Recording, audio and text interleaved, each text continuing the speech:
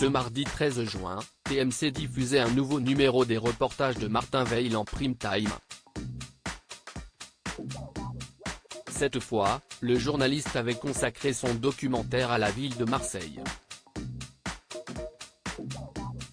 Après le Nigeria, Mexico et Jérusalem, l'ancien journaliste de l'émission Quotidien s'est donc penché sur la deuxième ville de France avec pour but de montrer la ville telle qu'elle est, sans les clichés souvent véhiculés sur la cité phocéenne. Martin Weil a visité les quartiers nord, les Calanques, mais aussi par le virage sud du stade Vélodrome. Au détour d'un plan autour d'une piscine, un homme politique bien connu des Français a fait son apparition dans leur champ de vision, Benjamin Griveaux, l'ancien candidat à la mairie de Paris, disparu des radars à la suite du scandale sexuel issu de la divulgation de ses vidéos privées à caractère sexuel.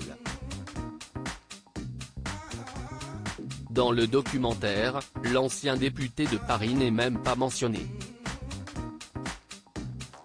Son apparition furtive s'est faite au moment où était présenté le Cercle des nageurs, le berceau mythique des champions du monde de natation, Florent Manodou et Camille Lacour, l'un des lieux les plus sélects de Marseille.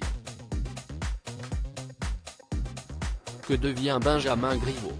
Presque 3 ans et demi après l'affaire qui a ruiné sa carrière politique, Benjamin Griveaux a réussi à rebondir. Mais loin de ce milieu-là. Il a développé 2 activités. Dans la première, il a collaboré à une émission de télévision mensuelle diffusée sur la chaîne économique B-Smart. Baptisé Smart et Strat, ce programme s'intéressera aux stratégies d'entreprise, avait précisé Benjamin Griveaux auprès du Journal du Dimanche en août 2021. S'il avait hésité en mesurant la difficulté de l'exercice, il s'était finalement lancé. L'exercice n'a finalement duré que quelques mois, puisque l'émission s'est terminée en juin 2022. Son autre activité a été de créer une société de conseil auprès de dirigeants d'entreprises et de start-up dans le but d'accompagner des dirigeants et des entrepreneurs, de les aider à grandir et à imaginer des solutions innovantes face aux défis à relever.